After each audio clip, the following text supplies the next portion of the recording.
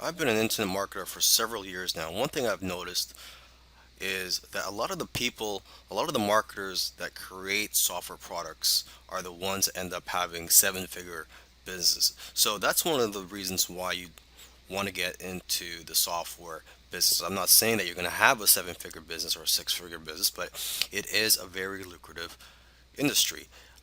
Software products, they have a higher perceived value than all other forms of digital products such as ebooks, video courses, audiobooks, etc.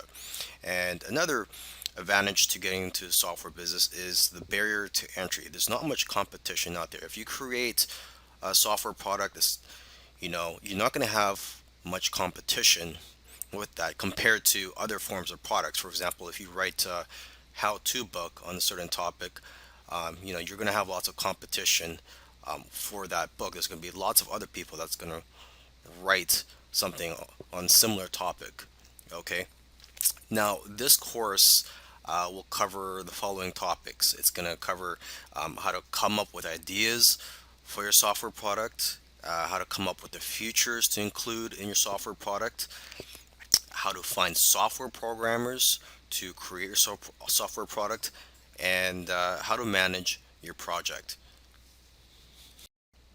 When you're working with your programmer, you have to be very clear on what you want and be specific with the details. So you have to make sure you've done your research already before you hire someone to start working on your project. Okay, and you should also find out how long after they finish creating your software will they be able to fix any bugs. So in my opinion, it should be at least 6 months after they've completed the software where they could still fix anything that's wrong with your software.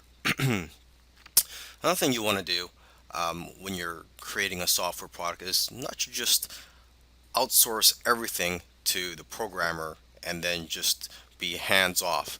I mean, you really have to get involved and get your hands dirty if you really want this to be a successful software product. Okay, and instead of just telling them to just create your software product, you should break it down into smaller tasks so that it's easier to work on and it'll be better for you to basically monitor the progress of your software product. Okay, so for example, you can have weekly or bi-weekly tasks or goals for them to complete to make it easier for you to manage this project. Okay, and you could also encourage your programmers or coders by giving them bonuses for doing well on some of the tasks that you give them. Okay, and you also want to let your programmers know ahead of time what your budget is so they know what to expect. And so with that being said, you shouldn't pay by the hour because it's hard to track the actual hours that they work, and that only encourages people to take their time on your project. Now let's talk about finding software programmers for your project. Now there are various sites that you can go to find programmers where they will bid on your projects, and you can select the programmers based on the best price. But remember, you have to also make sure to select programmers based on their skills and how well you feel comfortable working with them. Okay, so I've listed a few sites, the most popular sites where you can find programmers. There's rentacoder.com, elance.com, scriptlance.com, and guru.com. And you can also go to coding forums or other types of forums where programmers hang out to find people that are passionate about creating software products.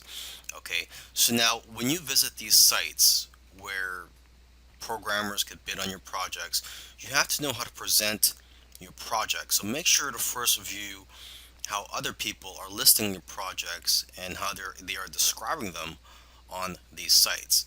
Okay, and you have to also be very careful. You don't want to give out too much information about your project because you don't want people stealing your ideas.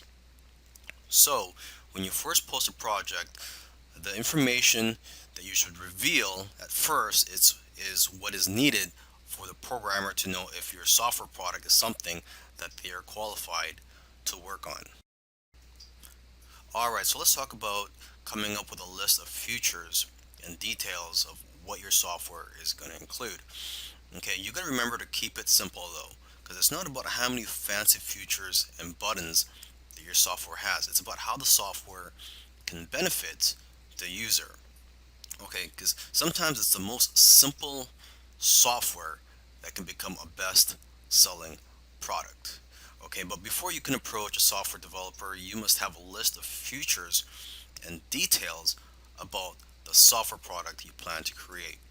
Okay, so to get ideas, you can look at other software products in a similar industry. And also, what you can do is go to a website called hotscripts.com. And this site includes programs and scripts in every popular programming language. So this is a great way for you to get familiar with the different types of software out there. And you could also read the reviews for the various software products on that site. And basically, the more knowledge that you have, the better the software you can have developed.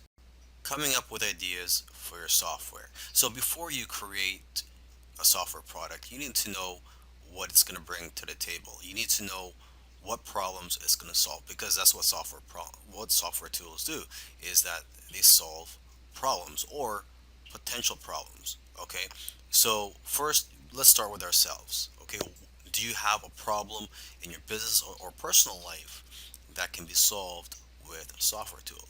Because let's face it, if you have a problem, I'm pretty sure there's going to be other people out there with similar problems as you. Okay, so your problem is not unique to yourself. You must also know your target audience that you plan to sell your software to. So basically, it comes down to two things. Okay, consumers have a particular problem that needs to be solved, and two, they are looking for something that will make their life easier.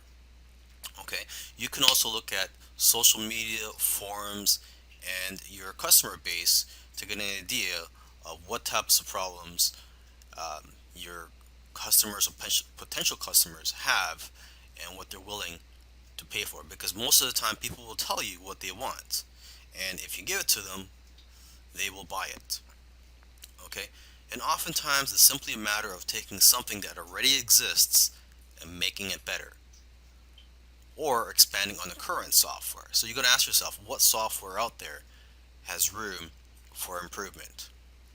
Okay, and you got to remember this: it's not about just creating and selling software products. There's a lot of money to be made in selling software products. Don't get me wrong, but it's also about knowing what software products to create. So that's why it's important to know your target audience and know what it's like to be in their shoes.